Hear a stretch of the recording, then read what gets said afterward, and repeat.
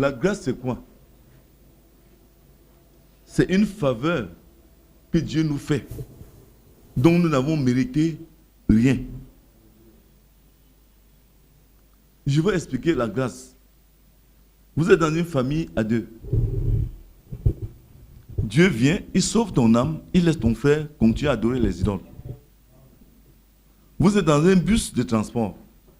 Le bus percute un arbre. Vous êtes assis sur une même chaise à deux. Un meurt, l'autre vit. Ça, c'est la manifestation de la grâce. C'est la faveur de Dieu à l'égard de quelqu'un, alors que la personne n'a fait aucun effort. Bon, maintenant, il y a quelque chose qui est caché là derrière. C'est le fait que, pour avoir ce genre de foi, qui amène Dieu à te faire grâce. Parce qu'il y a une manière de croire la parole de Dieu pour que Dieu te fasse grâce, pour que Dieu te donne ses faveurs. Mais pour que tu arrives à avoir ce genre de foi-là, il faut encore que Dieu te révèle comment avoir ce genre de foi pour qu'il puisse te faire grâce, pour qu'il puisse t'aimer et ne pas aimer l'autre. Donc, je voulais dire que aujourd'hui, sur la terre, les gens qui vont avoir la grâce de Dieu de voir le millénium, ce sont ceux qui ont compris ce qui est dit ici. Et je suis très surpris de constater que nous venons à l'église, nous n'avons même pas le livre pour lire et comprendre ce qui est dit là-dedans. S'il vous plaît. Je veux vous prier. Si vous n'avez pas ce livre, allez vendre même vos chaussures. Voilà le frère Roger assis là. Aujourd'hui, chez moi, j'ai une seule paire de chaussures. Je la porte tous les jours quand je viens ici. J'avais beaucoup de chaussures. Mais j'ai ramassé ces chaussures-là, j'ai vendu dans sa boutique mes chaussures que j'ai portées. Pour acheter du ciment, pour travailler pour Dieu. Donc je voudrais vous dire que si vous avez un problème pour acheter ce seau, vendez encore même vos chaussures. Et en vendant les chaussures, ça ne suffit pas. Prenez le temps pour lire. Et si en lisant, vous ne comprenez pas, approchez-vous des gens qui peuvent vous expliquer. Formez même des groupes d'études, comme nous le faisions à l'école. Quand on préparait le BPC, le probatoire, le CEP, tout ça, on formait des groupes d'études. Et dans le groupe, il y avait des mathématiciens. Il y avait des gens qui comprenaient la technologie, d'autres la physique, c'était la chimie, d'autres l'histoire, géographie, c'était les sciences naturelles, d'autres le français, d'autres ainsi de suite. Et qu'est-ce qu'on faisait quand on étudiait? Si on prend peut-être la géométrie, celui qui est doué en géométrie, on l'écoute. Celui qui est doué en français, on l'écoute. Et c'est comme ça que tout le groupe passait les examens. Moi, je ne comprends pas. Si vous êtes en train de saisir le sens de ce que Frère Branham dit ici. Parce que si vous saisissiez le sens, l'église ne serait pas vide comme ça. Parce qu'il y a quelque chose qui est en train de se préparer. Frère Branham nous dit ici. Je veux lire, c'est vous qui avez mis la bande, ce n'est pas moi.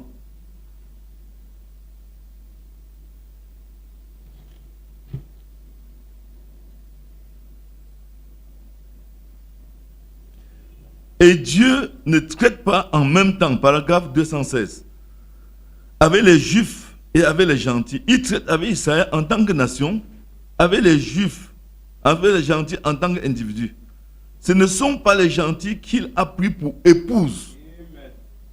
Il a pris un groupe parmi les gentils. Vous voyez, donc, il traite donc avec Israël en tant que nation. Et elle est déjà là-bas, en ce moment même, en tant que nation.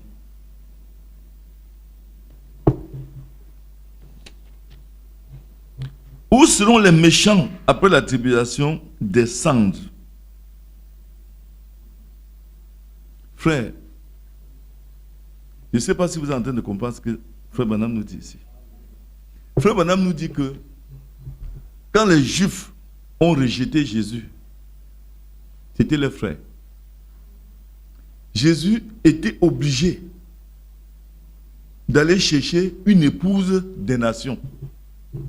Je vais vous expliquer ce que c'est qu'une épouse. Selon Genèse chapitre 2, la Bible dit, il n'est pas bon que l'homme soit seul. Je lui ferai une aide semblable à lui. Donc l'aide que Dieu a donnée à Jésus, c'est nous. Pas Israël. C'est nous les nations. Nous sommes l'épouse de Jésus. Et si vous pouvez comprendre ce que c'est qu'une épouse, ça veut dire que nous et Jésus, nous allons vivre dans la même chambre, dans la même maison. Alors que les autres seront hors de la maison.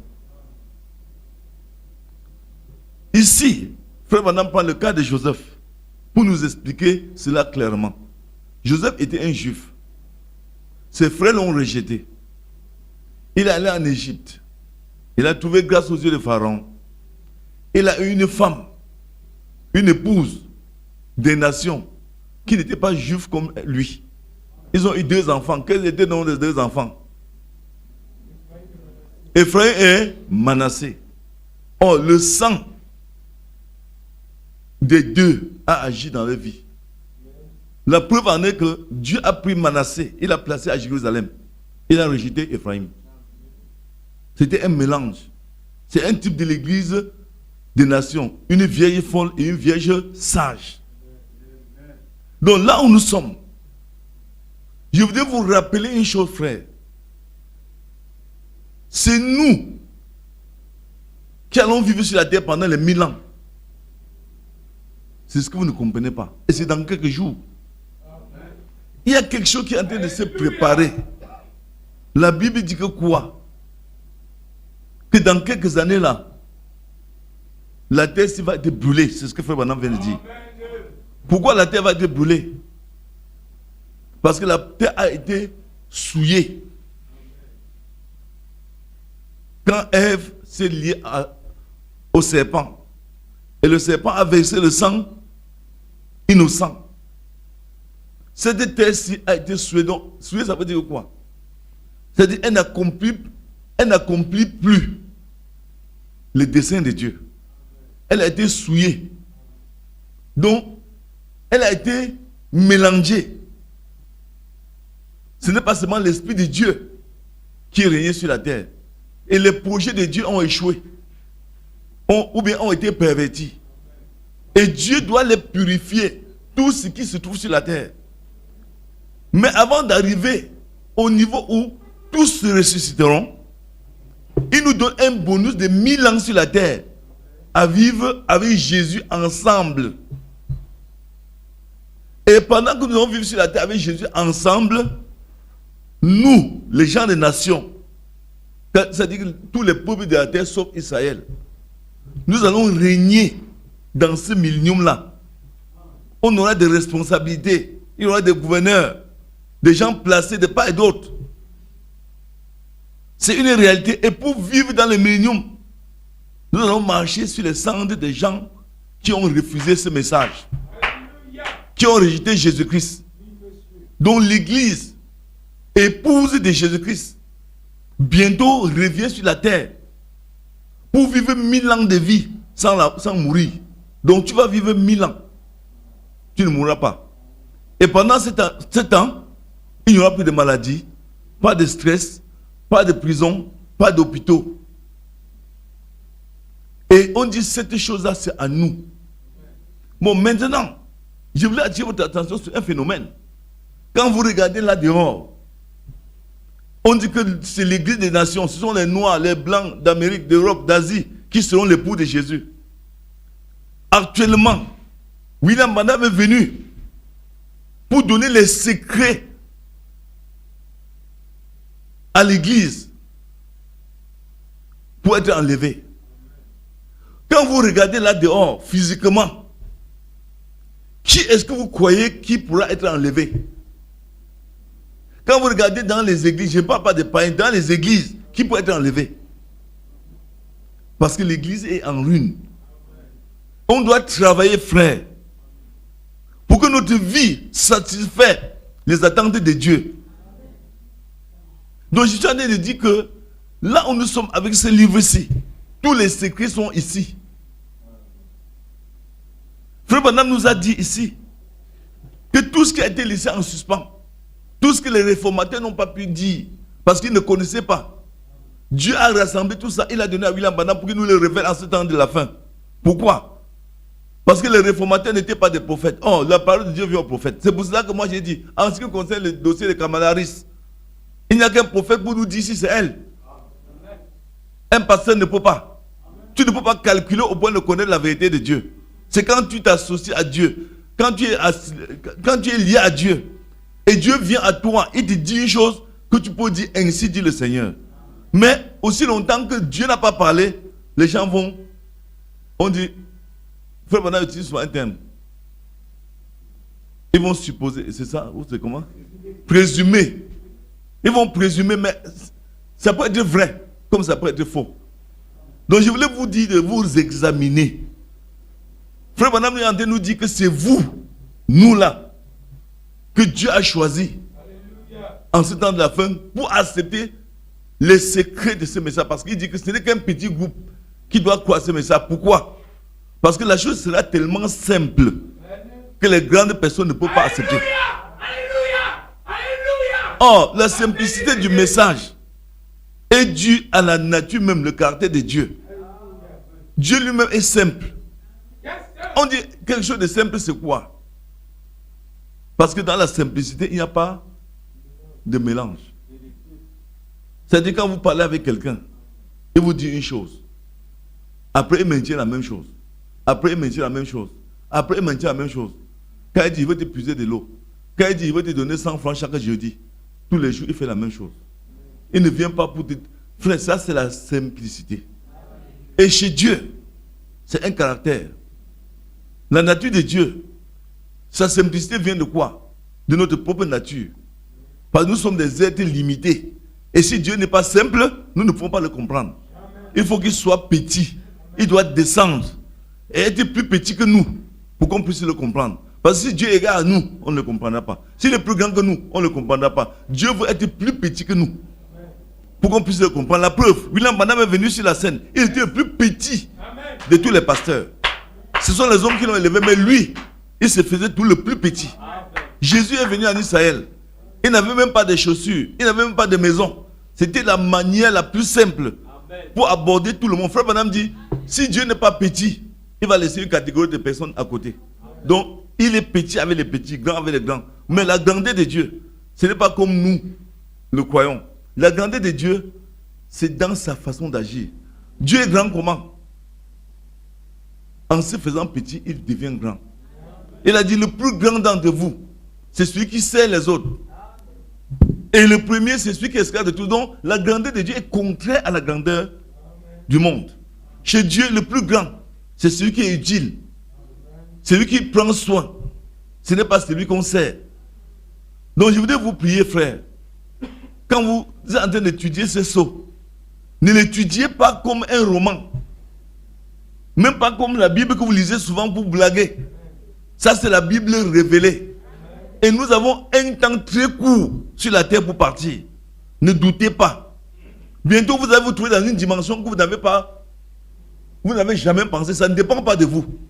Ça dépend de Dieu qui vous a prédestiné. Alléluia. Donc, quelque chose va se passer. Alléluia. Vous allez voir que votre corps a changé. Yes, vous n'allez jamais comprendre. Pour savoir si ce qu'il dit est la vérité. Sur la terre, il y a des gens qui se dédoublent. Amen. Autour de nous. Il y a des hommes même dans le pays américain qui deviennent des lions, qui deviennent des serpents. Si déjà le diable fait ça, à plus forte raison Dieu. Donc nous, un jour doit arriver. Pendant que tu es en train de marcher là, tu dois trouver un frère qui est décédé depuis quelques années. Tu dois voir que ton corps n'est plus le même.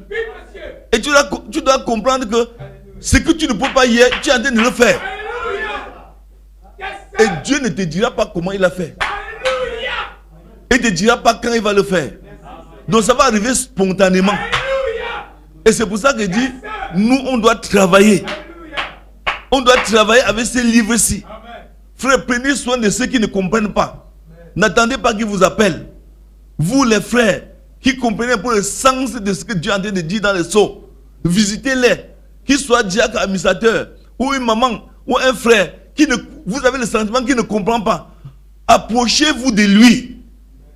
Faites quelque chose pour lui. Depuis hier, je rends un témoignage ici. Ce témoignage, ce n'est pas biblique. Mais je l'ai lu dans un livre que les catholiques ont écrit. C'est pour vous expliquer la valeur du bienfait, de la prière. Faites un effort pour prendre soin des autres. Faites tout et tout. Prenez soin des autres.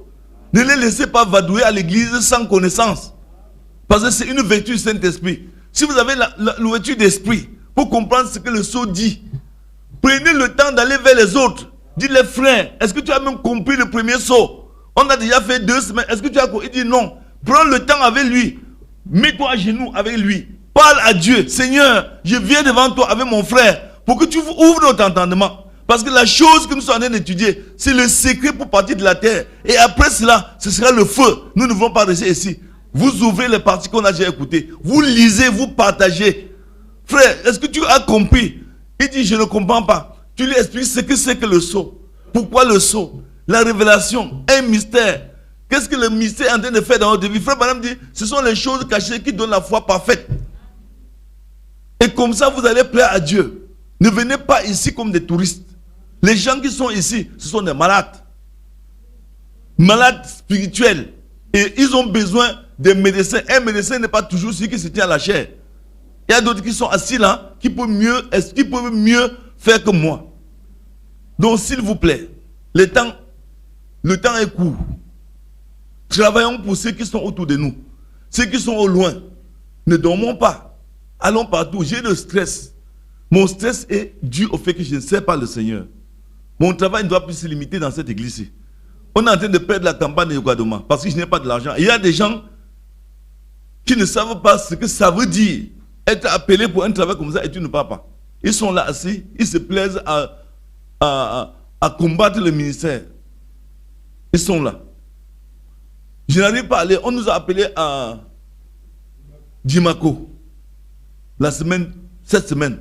Voilà 2 villes à l'est, on n'a pas pu aller. On n'a pas de voiture. Et il y a des gens même ici qui peuvent mieux faire pour que nous voyons. Ils ne peuvent pas. Donc frères, ne les ressemblez pas. Faites tout ce que vous pouvez. Faites tout ce que vous pouvez pour que l'œuvre de Dieu puisse avancer. N'imitez pas ceux qui retiennent l'œuvre de Dieu. Ceux qui n'assemblent pas avec moi dispersent. Il y a des faux joints ici. Des gens qui font semblant de servir Dieu. Mais ne soyez pas avec eux. Faites tout votre possible. Tout ce que vous pouvez. Tout ce que vous pouvez. Ne jouez pas à la loterie avec ces gens. Ne jouez pas à la loterie avec eux. Laissez-les jouer les cartes. Mais prenez soin de l'œuvre de Dieu entièrement autant que vous pouvez. Je disais aujourd'hui, on était dans la voiture avec l'administrateur, Papa Jacques, et le frère Blaise, le diacre Noah. Moi, je leur disais, frère, où est-ce qu'on doit trouver les frères qui avaient la foi comme au temps biblique? Voilà, on nous appelle au Kaduma, on ne peut pas aller. On nous appelle à Dimako, on ne peut pas aller. Et les gens sont assis dans l'église, ils peuvent nous faire voyager, ils n'arrivent pas. Mais qui sont ces gens? Pourquoi ils font semblant d'être des enfants de Dieu alors qu'ils ne le sont pas? Nous avons besoin de voyager, c'est tout. Mais nous, on n'arrive pas. Et comme nous le savons, Dieu ne fait rien pour rien. Il y a un besoin là-bas. Moi-même, je n'ai pas les moyens pour transporter les gens. Mais il y a des hypocrites ici. Ils peuvent le faire. Mais ils prétendent être enfants de Dieu. Quand on chante, ils chantent. On crie, ils crient. Alors que ce sont des pervers, des fils de serpents qui troublent l'œuvre de Dieu. Frère, je vous dis que l'œuvre de chacun de nous sera manifestée. Ne vous dérangez pas. Tout ça doit être mis à nu un jour. Parce que là où je suis, je disais aux administrateurs aujourd'hui, frère, faites du bien. Ne laissez pas l'occasion de soutenir un fils de Dieu, de soutenir l'œuvre de Dieu. Vous payerez très cher. J'ai lu l'histoire de Tobie dans la Bible que les catholiques ont écrit.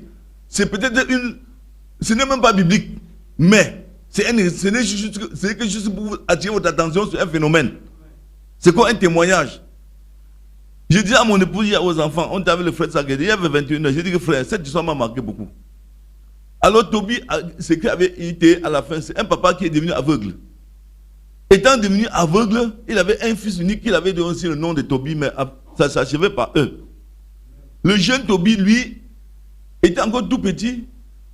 Peut-être à l'âge de Aubin, là, son père lui dit que j'ai laissé 300 kilos d'argent en Mehdi. Va chercher cet argent avant que je ne meure. Quand tu ramèneras cet argent, je vais mourir, tu vas m'enterrer. Reste avec ta maman, prends soin d'elle, fais tout pour qu'elle soit heureuse jusqu'à la fin de sa vie. Tu l'enterres aussi. Et là, je serai fier de toi.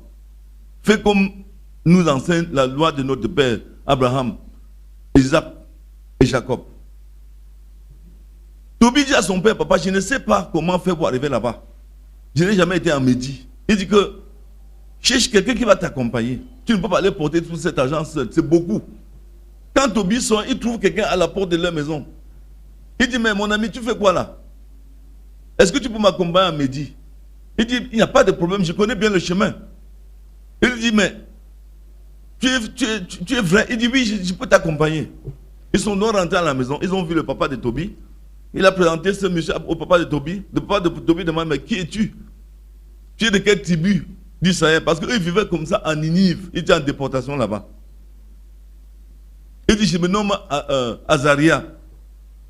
Et mon papa, c'était Ananias.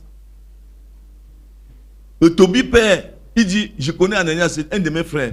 C'est bien, comme c'est toi qui dois l'accompagner. Que le Dieu de nos ancêtres, Abraham, Isaac et Jacob vous accompagnent. Toby est sorti avec ce monsieur, laissant son père aveugle et sa maman. Ils sont partis. Ils devaient faire des jours en route, à l'aller comme au retour. À un niveau, ils ont trouvé de l'eau. Ils sont arrêtés pour laver les pieds.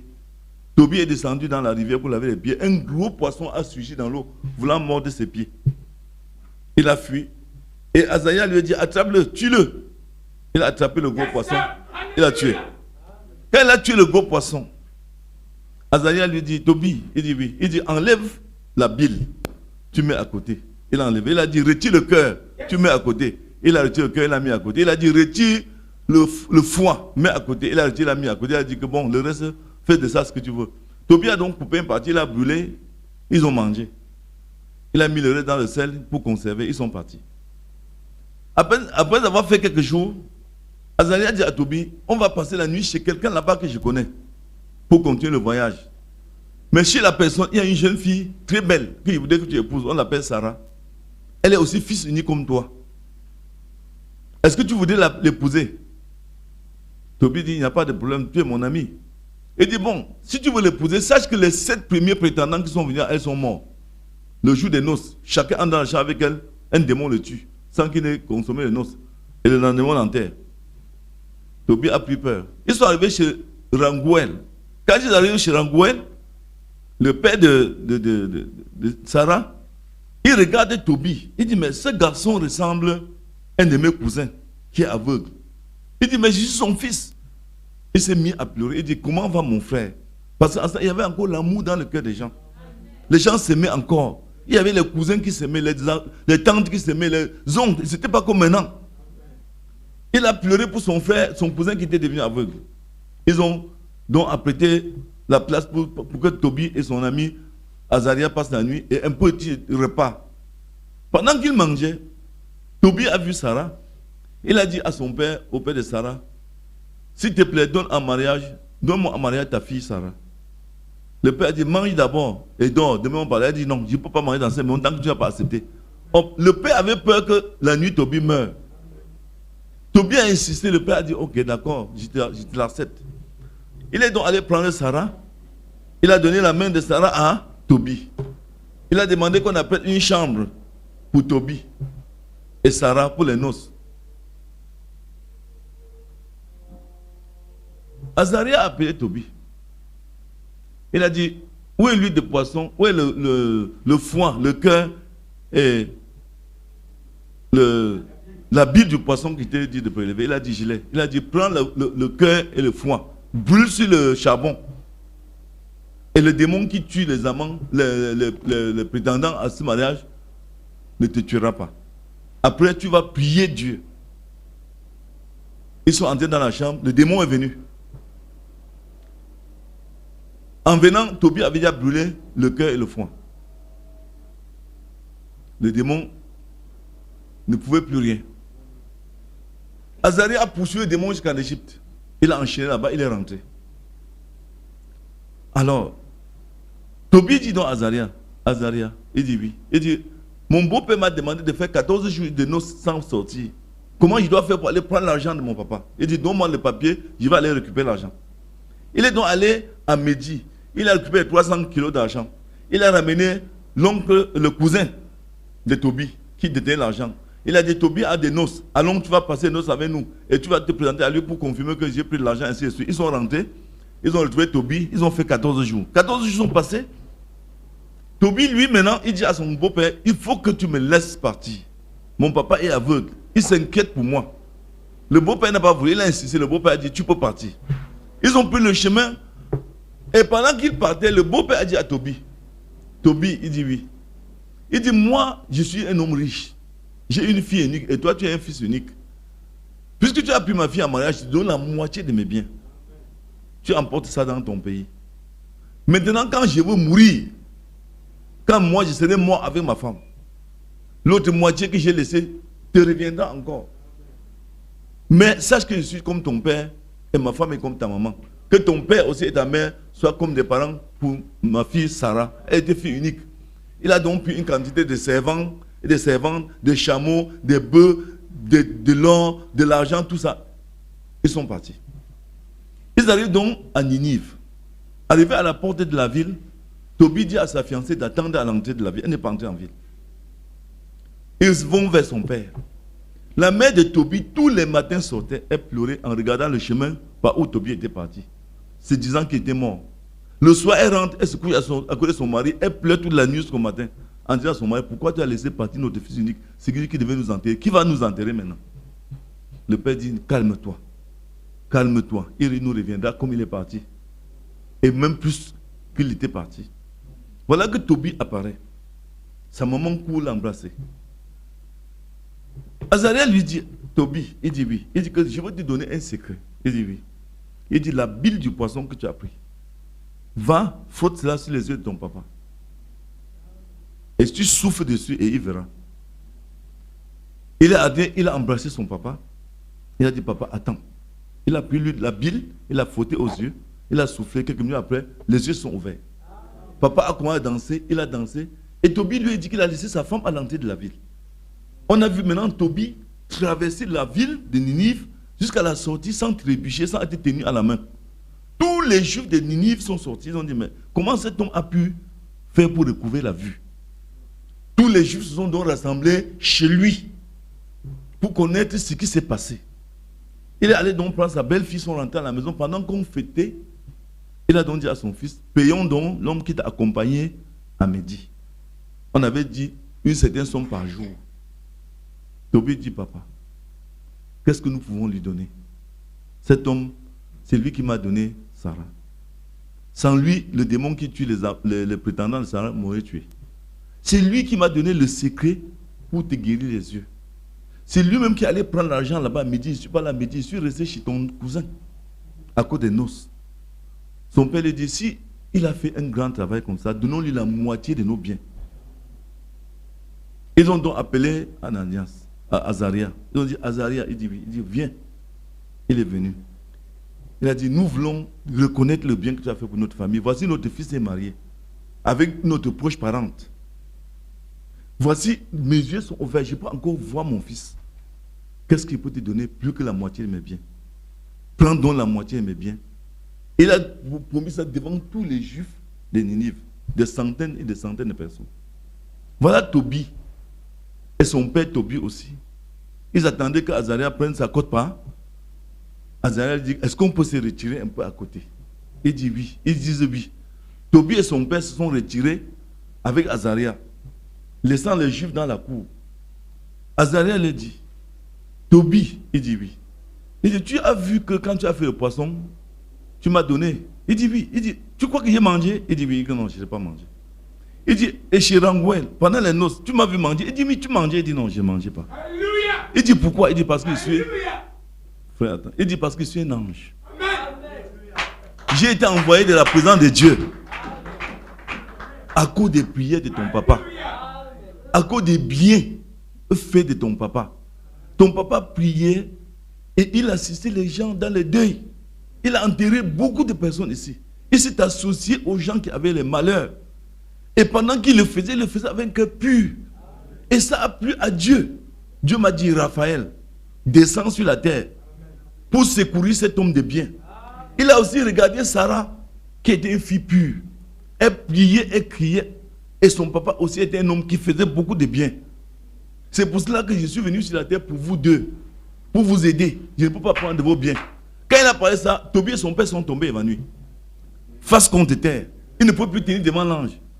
Et quand il se relève, l'ange a disparu. Donc je voulais vous dire, frère, que là où vous êtes, vous ne pouvez pas entrer aussi avec vos biens. Tout ce que vous amassez ici, ça ne vous servira à rien. Plutôt, ça vous rend aux yeux de Dieu des personnes qui n'ont pas de valeur. Je ne vous dis pas de venir donner vos biens ici, mais je suis en train d'attirer votre attention sur quelque chose. Pendant que nous sommes assis ici, chacun doit s'assurer que le surplus de ses biens est en train d'aider un frère. C'est ce que vous ne saviez pas. Frère, si vous ne le faites pas, vous n'entrerez pas au ciel. Jonglez comme vous voulez, mentez comme vous voulez, faites toutes les ruses comme vous voulez. Mais quand le temps de Dieu doit arriver, il doit te mettre à nu. Si tu as la possibilité d'aider l'œuvre de Dieu, de pousser l'œuvre de Dieu, et tu ne le fais pas, en croyant que tu te caches, on ne se cache jamais dans la paume de Dieu. La terre, Dieu prend la terre dans sa paume de main. Ce n'est pas un homme qui ne verra pas. Si tu peux faire le bien, tu le fais pour toi. Tu fais le mal, c'est pour toi. Et sachez-le. Je veux revenir maintenant dans la Bible. Qu'on est dans Acte 10. Dieu dit, tes prières et tes aumônes sont montées jusqu'à Dieu. Et il m'a envoyé de sa présence pour que je te dise ce que tu dois faire. Or, quand on dit prier, c'est parler avec Dieu. Aumône, c'est quoi? C'est ce qu'on donne pour soutenir l'œuvre de Dieu. Vous êtes là assis. Vous faites tous les jours les mêmes bêtises. Vous n'avez pas été délivré. Parce que l'ange ne vous a pas visité. Si l'ange là vient chez toi un jour, tous tes mots s'arrêtent. Mais il va entrer chez toi comment? Avec l'égoïsme dans lequel tu es. Le mensonge, l'hypocrisie. Toutes sortes de jonglages. On ne peut pas dire ici, j'ai 1 million de francs dans mon sac. Alors qu'un frère là, il n'a pas de culotte. L'autre là, il n'a pas où dormir. L'autre là, il n'a pas quoi manger. Et je dis que je suis chrétien. Frère, c'est moi qui dis. Je ne le suis pas. Tu ne peux pas être chrétien avec ce genre de comportement. Parce que Dieu lui-même a tant aimé le monde qui a donné son fils unique, afin que quiconque croit en lui ne prie pour marquer la vie éternelle. Mais quand Dieu donnait Jésus, est-ce qu'il ne peut pas, il pouvait ne pas le faire? Donc je voulais vous dire que là où nous sommes, frère, il faut qu'on sache ce qu'on veut. Ne venons pas ici pour meubler les bancs. Oh non, je vais là parce qu'il ne faut pas qu'on dise que je ne suis pas venu. Frère, là, tu es perdu. Et quand nous étudions un livre comme les Sceaux, quand on sort de ce livre-là, chacun de vous doit passer au test pour savoir s'il a retenu tous les livres. Mais je parie qu'ici, beaucoup de gens ne savent pas ce que c'est. Même papa Pierre là ne comprend rien du tout. Mais je n'ai jamais vu un frère aller chez lui avec un livre pour dire, papa, asseyons-nous. Peut-être que c'est lui-même qui va comprendre après te dire, mais avec ça, on ne sait pas. Je vais prendre le cas de Abbé Solo qui est assise là. Cette sœur-là m'a donné ma première Bible qui est gardée dans un endroit secret ici chez moi. Elle m'a donné ça devant Parafifi, elle ne se rappelle même pas. Elle m'a parlé, pardon, la première fois devant Parafifi, une nuit. Après, elle m'a offert une Bible. Je ne pouvais jamais acheter la Bible. Je n'aimais même pas les églises. J'ai pris cette Bible pour aller lire.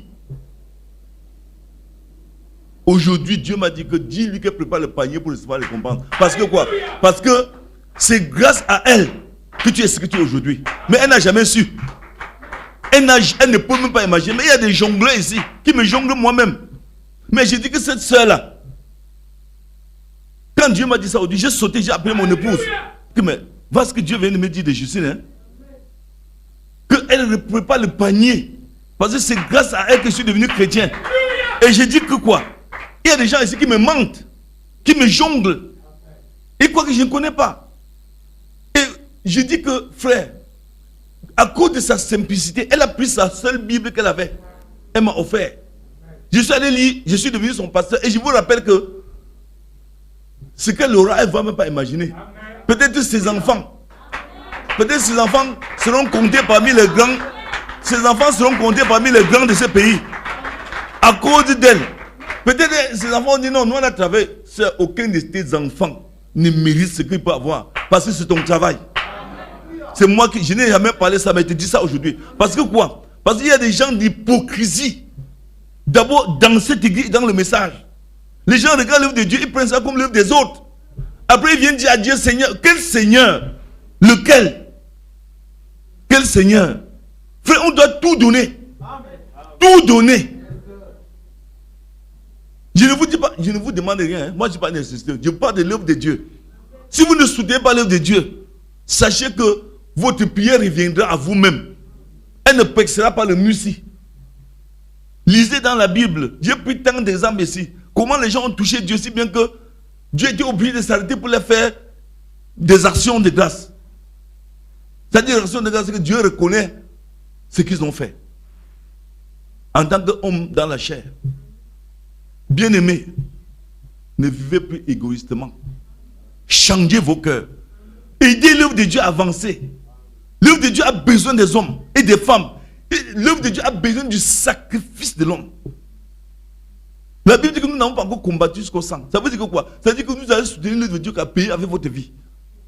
Et c'est là où Dieu va se lever et dire, mais, qu'est-ce que c'est? Voilà. Quelqu'un qui a abandonné toutes ces choses-là à cause de mon nom.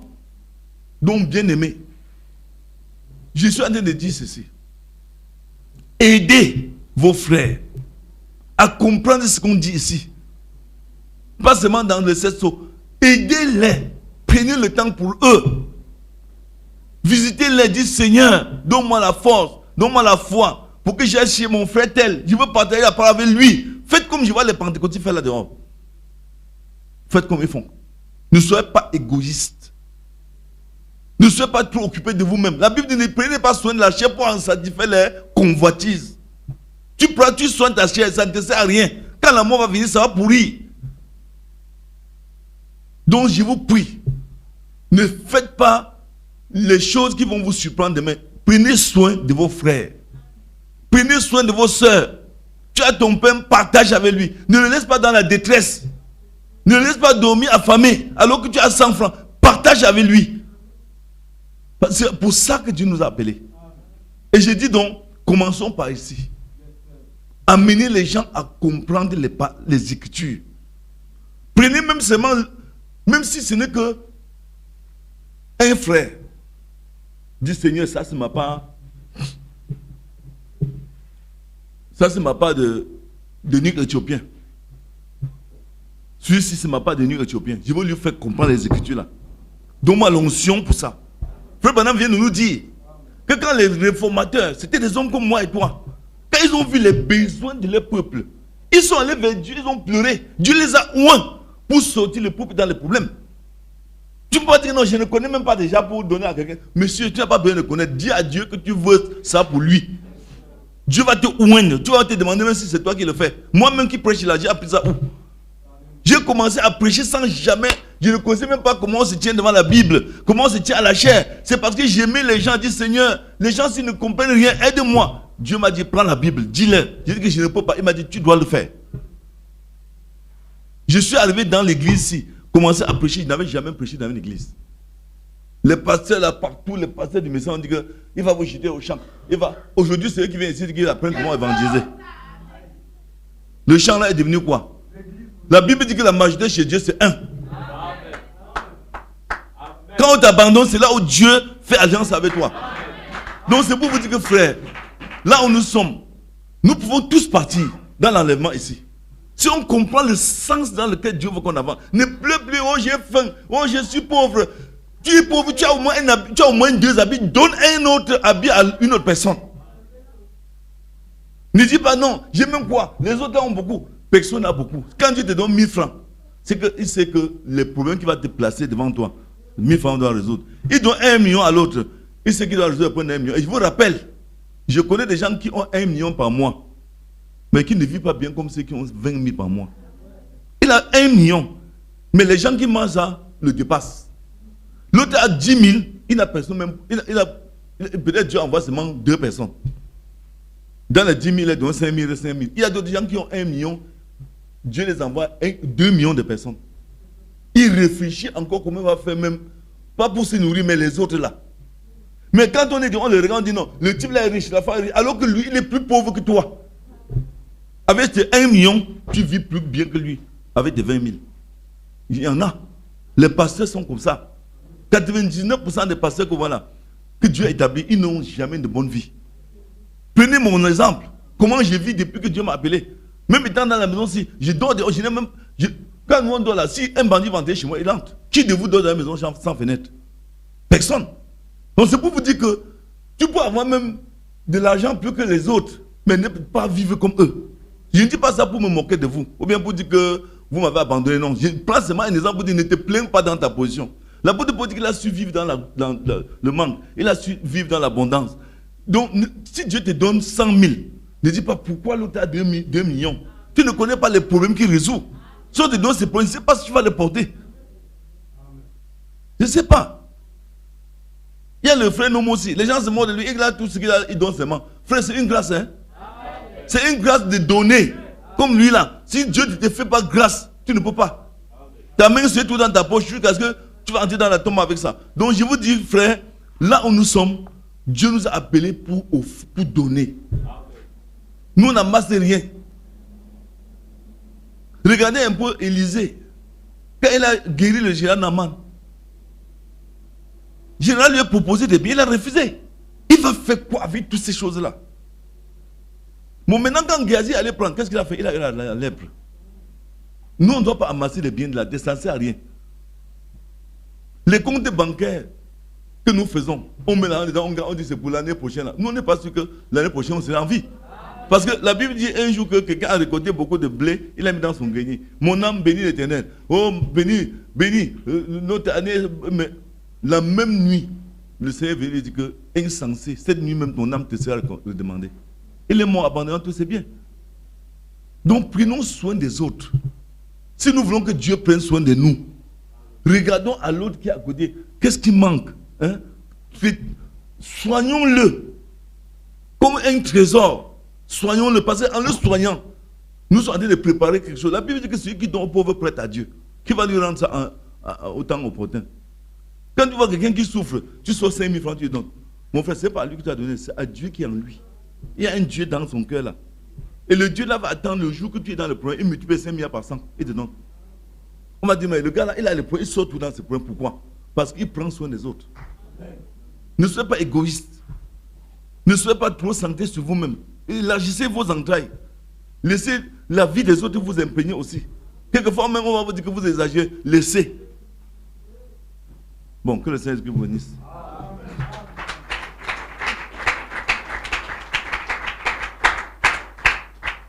Bon, frère, vous allez prélever les offrandes.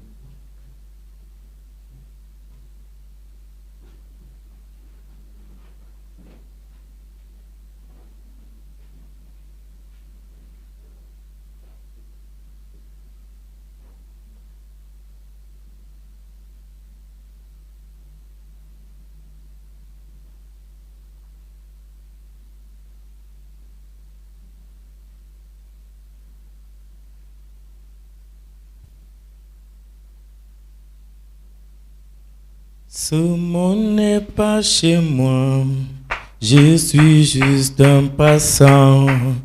Il m'est que